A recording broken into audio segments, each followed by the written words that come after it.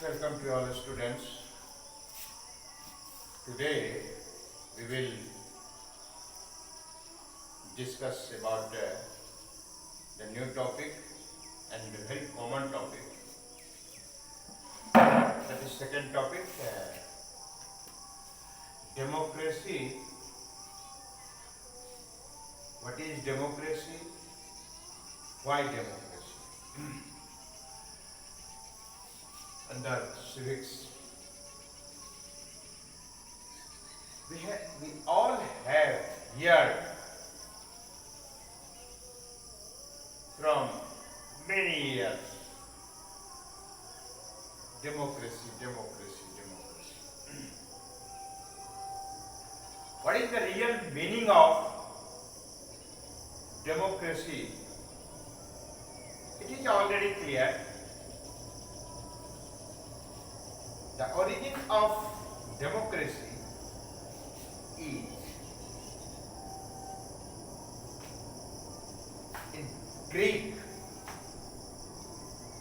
It means it is a word, Greek word. That word is demos and gracia. Demos means people and gracia means rule. It means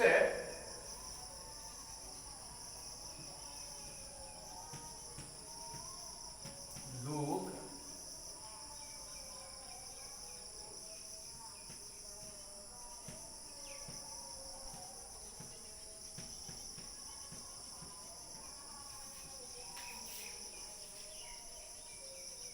शासन,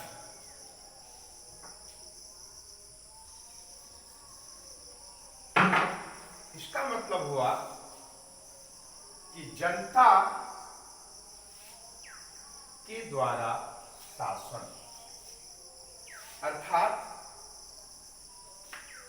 ruler कौन होगा? तो जिसको जनता पसंद करेगी। यह है ग्रीक वर्ड है यूनान का, जो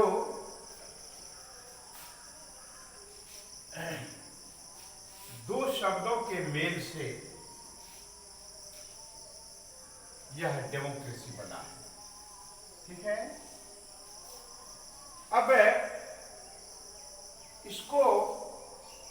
इसके बारे में डिटेल्स में जानने से पहले जरा हम लोग फर्स्ट टॉपिक के कुछ घटनाओं के बारे में पुनः स्मरण करें, चाहे वह चिले का पिनोसे का शासनकाल हो, उससे पहले का भी और बाद का भी, दोनों का हम कंपैरिजन करेंगे, या फिर पोलैंड का कम्युनिस्ट रूल हो, या फिर घाना का एनक्रोमा का हो, या फिर म्यांमार का मिलिट्री रूल हो। संक्षिप्त चर्चा करना पसंद करेंगे, आप सबको ध्यान में होगा। इसको ध्यान में रखते हुए फिर हम डेमोक्रेसी की परिभाषा, उसके इंपॉर्टेंस, उसके फीचर्स आदि पर चर्चा करेंगे। आपको ज्ञात है जो चिले एक छोटा सा राष्ट्र है, वहां 1973 में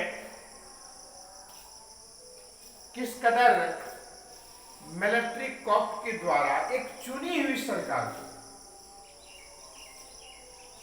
तख्ता पलट कर दिया जाता है, उखाड़ फेंका जाता है। एल सल्वाडोर आयेंदे जो निर्वाचित राष्ट्रपति थे, उनको कैसे सेना के माध्यम से पिनोसे ने जबरन बलपूर्वक अपदस्थ किया, अपदस्थ ही नहीं किया, उनकी हत्या भी हो गई। इतना बम्बार्डिंग हुआ कि मर गए, शहीद हो गए राष्ट्र के लिए।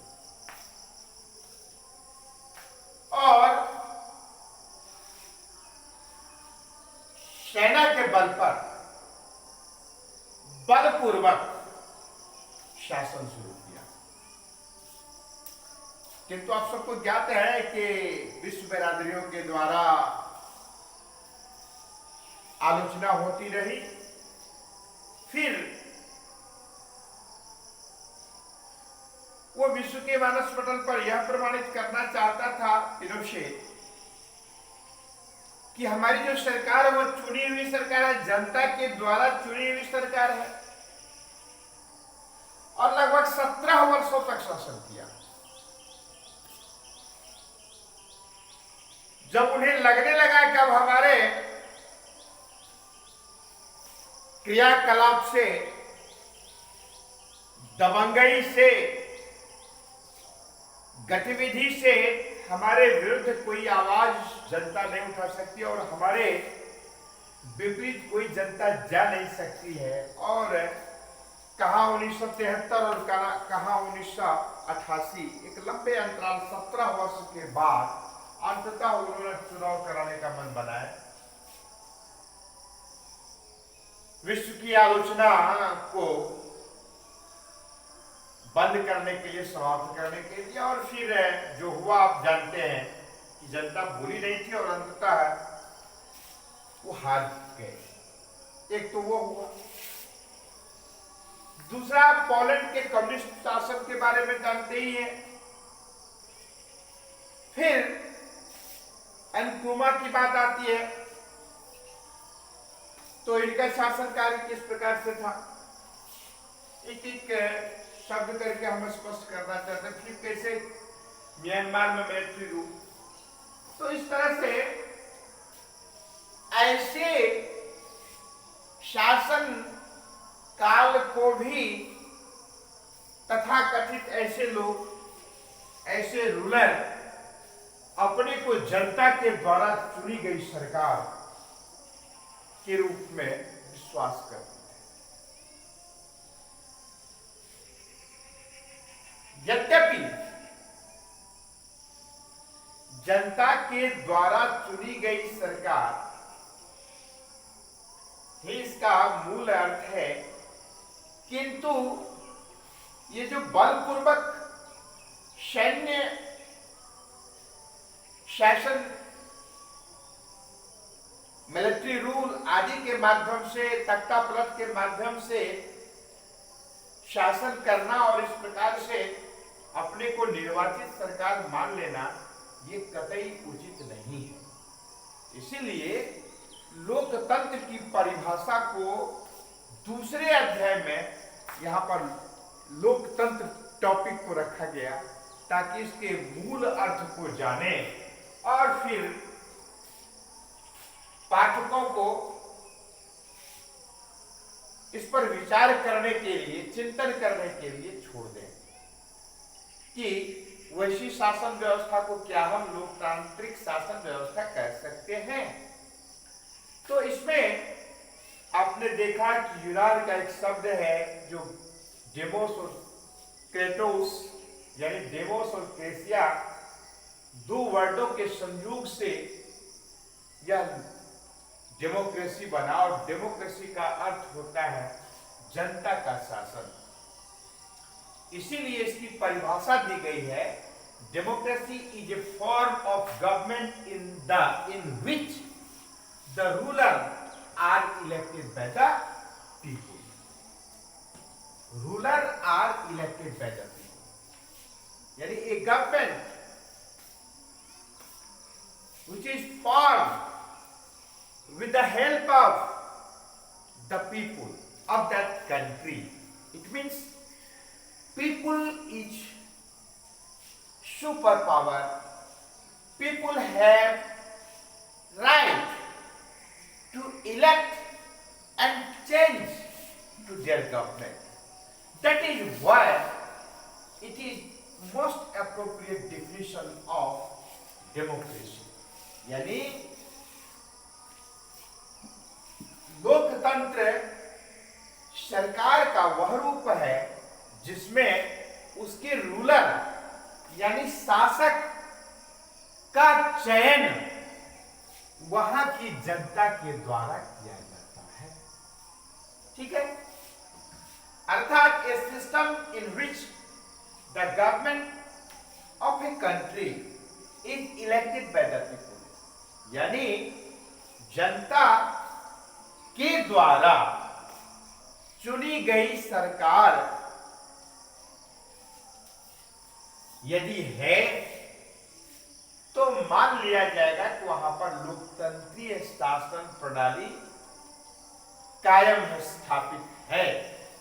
अर्थात स्पष्ट हो जाता है वैसा शासन तंत्र जहां पर जनता ही सर्वोपरि होती है, क्योंकि जनता के ही द्वारा